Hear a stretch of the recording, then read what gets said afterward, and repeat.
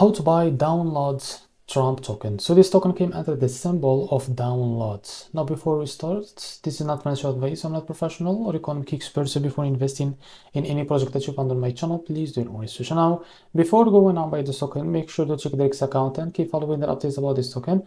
Don't forget to check the Telegram channel too. As you can see, this token is available on the screener. It's created 23 hours ago and increased by 2000% in the last 24 hours. This token trending number 3 in the Solana section. To be able to buy this token, what you need to do, just click here to copy the token address, and now as you can see, open your front wallet for that.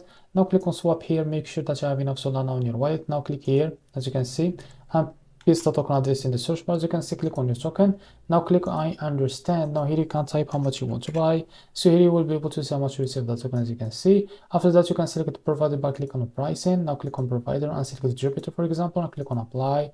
Now go back and make sure to read all this information here. And if you are ready to go, you can click swap here and you will be able to redirect it to Jupiter provider page to be able to buy this token. So this is how to buy download token. If you found this very helpful, please like and subscribe. See you next video.